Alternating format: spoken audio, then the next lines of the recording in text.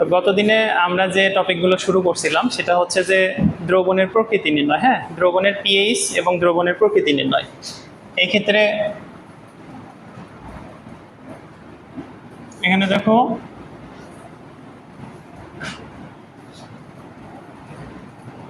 তিনটা এরকম কন্টেইনার আঁকাইছিলাম, তাই না?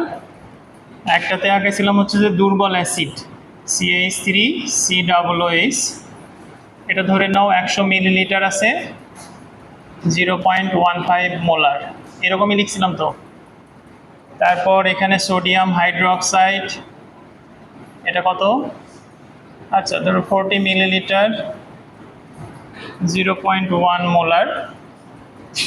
আরেকটা হচ্ছে যে স্ট্রং অ্যাসিড, শক্তিশালী অ্যাসিড, এটা ধরো 30 মিলিলিটার, 0.15 মোলার। এরকম করে মোটামুটি লেখা ছিল। এখন এইটা এ বি সি, এই যে তিনটা কন্টেইনার থাকতে পারে এরকম করে সিকিউ প্রশ্নে আসে কিন্তু এটা, হ্যাঁ। আর এটা যে দুর্বল অ্যাসিড, এটা বোঝার জন্য করে অবশ্যই এখানে কে এর মান দেওয়া থাকবে, কে এ 1.8 × 10⁻⁵। এটা অ্যাসিটিক অ্যাসিডের ক্ষেত্রে কে এর মান নির্দিষ্ট। এখন এইরকম ক্ষেত্রে তোমার হচ্ছে যে এ বি সি কতদিনে এটা করে দিছিলি যে তোমার আলাদা আলাদা পাত্র, হয় এ অথবা বি অথবা সি পাত্রে পিএইচ নির্ণয় করো। এটা কিন্তু গতদিনে করে দিছিলাম যে কিভাবে এ পাত্রের পিএইচ নির্ণয় করতে হবে। এটা হচ্ছে দুর্বল অ্যাসিড, দুর্বল অ্যাসিডের ক্ষেত্রে আলফার মান বের করতে হবে √KA/C। এই সমীকরণ দিয়ে আলফার মান বের করবা, তারপরে হাইড্রোজেন আয়নের ঘনমাত্রা বের করতে হবে। হাইড্রোজেন আয়নের ঘনমাত্রা হচ্ছে এই বিয়োজন মাত্রা গুণন ওই অ্যাসিডের ঘনমাত্রা, তাহলে আলফা সি। আর তারপরে পিএইচ নির্ণয় করতে হবে। পিএইচ নির্ণয়ের ক্ষেত্রে আমাদের যে সূত্রটা মাইনাস লগ হাইড্রোজেন আয়নের ঘনমাত্রা, এটা হচ্ছে এই তিনটা সমীকরণ দিয়ে আমরা এ পাত্রের ক্ষেত্রে বা দুর্বল অ্যাসিড বা দুর্বল ক্ষারের ক্ষেত্রে কিন্তু পিএইচ নির্ণয় করতে পারবো।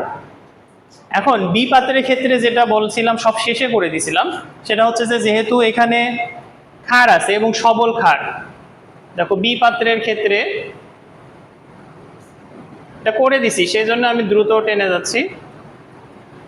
যে সোডিয়াম হাইড্রোক্সাইড এটা আয়নিত হবে sodium ion plus hydroxide ion. এখন দেখো এখানে যতগুলো সোডিয়াম হাইড্রোক্সাইড আয়ন অ্যাসিড থাকবে এর ঘনমাত্রা যত হবে, এখানে কিন্তু হাইড্রোক্সাইড আয়নের ঘনমাত্রাও ততই হবে।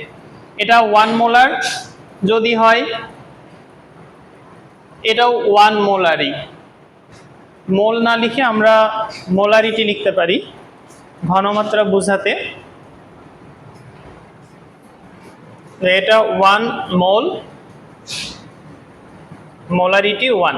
তাহলে এখানে দেখো তো আমাদের কন্টেইনারে কত মিলিলিটার মোলারিটি আছে, 0.1 মোলার দেওয়া আছে। তাহলে এখানে হাইড্রোক্সাইডও কি হবে, 0.1 মোলারই হবে। অর্থাৎ আমাদের হাইড্রোক্সাইড আয়নের কনসেন্ট্রেশন সমান সমান এখানে বিদ্যমান সোডিয়াম হাইড্রোক্সাইডের কনসেন্ট্রেশন,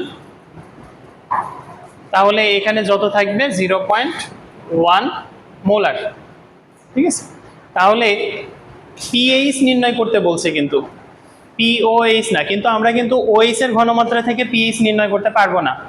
তাহলে যেহেতু আমরা ওএইচ এর ঘনমাত্রা থেকে পিএইচ নির্ণয় করতে পারবো না, তাহলে আমাদের ওএইচ থেকে পিওএইচ নির্ণয় করতে হবে, লগ ওএইচ মাইনাস। তাহলে পিওএইচ সমান সমান মাইনাস লগ হাইড্রোক্সাইড আয়নের ঘনমাত্রা। তাহলে এই ঘনমাত্রার মানগুলো বসাও। দেখো মাইনাস লগ হাইড্রোক্সাইড আয়নের ঘনমাত্রা 0.1, তাহলে এখানে আসবে হচ্ছে রেজাল্ট কত হবে, 1। তাহলে পিওএইচ হবে 1। ঠিক আছে, তো সমস্যা নেই। তাহলে পিএইচ কত হবে, দেখো ওই যে পানির আয়নিক গুণফল, ওখানে আমরা দেখছিলাম লেখা ছিল যে পিএইচ এবং পিওএইচ এই দুইটার যোগফল টোটালি হবে 14, ঠিক আছে। PH plus pOH equals to 14। তাহলে ক্ষারীয় দ্রবণের ক্ষেত্রে আমরা কিন্তু সবসময় পিওএইচ পাবো, হাইড্রোক্সাইড আয়নের ঘনমাত্রা পাবো। তাহলে সেখান থেকে পিওএইচ নির্ণয় করে 14 থেকে এই পিওএইচ মানটা বিয়োগ করতে হবে।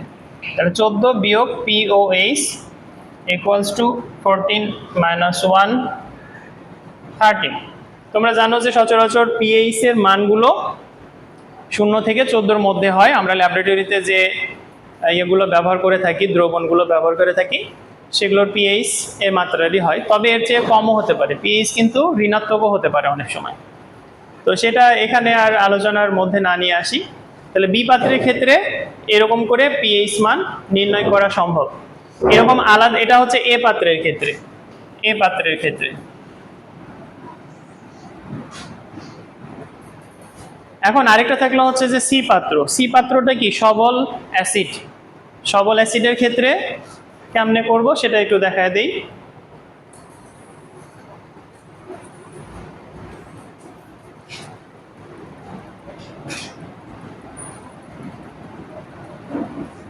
সবল অ্যাসিডের ক্ষেত্রে এটা হচ্ছে সি পাত্রে। তো সি পাত্রে যেটা আছে আমাদের সালফিউরিক অ্যাসিড আছে, সি পাত্রে H2SO4। এটাকে আয়নিত করলে কেমন হবে বলতো? দুইটা হাইড্রোজেন আয়ন পাওয়া যাবে, ঠিক আছে? দুইটা হাইড্রোজেন আয়ন আর হচ্ছে একটা সালফেট আয়ন। তো দুইটা হাইড্রোজেন আয়ন। এখন এখানে যে বিষয়টা দেখো গুরুত্বপূর্ণ, এখানে খেয়াল করতে হবে যে সালফিউরিক অ্যাসিডের ঘনমাত্রা এটা যদি 1 মোলার হয়, তাহলে হাইড্রোজেন আয়নের ঘনমাত্রা কত হবে? 2 মোলার, দ্বিগুণ পরিমাণ। কারণ একটা সালফিউরিক অ্যাসিড থেকে দুইটা হাইড্রোজেন আয়ন উৎপন্ন হচ্ছে। তাহলে এখানে আমাদের দেখতে হবে দ্রবণে কত মোলার দ্রবণ আছে। দেখো এখানে 0.15 মোলার দ্রবণ আছে। তাহলে আমাদের এটা লিখতে পারি হাইড্রোজেন আয়নের ঘনমাত্রা সমান সমান 2 গুণন সালফিউরিক অ্যাসিডের ঘনমাত্রা। আর এটা যেহেতু সবল অ্যাসিড, আমাদের আলফার মান বের করার দরকার হবে না। আমি যেহেতু বলছিলাম যে আলফা এই ক্ষেত্রে কি 100% আয়নিত হয়, সবল অ্যাসিড বেস এটা 100% আয়নিত হয়। সেজন্য করে এখানে আমরা পাবো 2 গুণন সালফিউরিক অ্যাসিডের ঘনমাত্রাটা কত এখানে দেওয়া আছে 0.15। তাহলে এটা হবে 0.30 মোলার। তাহলে পিএইচ কত হবে? অতএব পিএইচ সমান মাইনাস লগ হাইড্রোজেন আয়নের ঘনমাত্রা। তাহলে হাইড্রোজেন আয়নের ঘনমাত্রা, তাহলে এটা সূত্র, আর হাইড্রোজেন আয়নের ঘনমাত্রা তো এখানে জানাই আছে 0.30। এর আগে তোমার লিখতে হবে মাইনাস লগ 0.3। তাহলে এটা রেজাল্ট কত হবে? 0.52। আচ্ছা, এটাই পিএইচ। তাহলে এইভাবে প্রত্যেকটা আলাদা আলাদা পাত্রের পিএইচ নির্ণয় করা সম্ভব। এই প্রশ্নটা কিন্তু গতে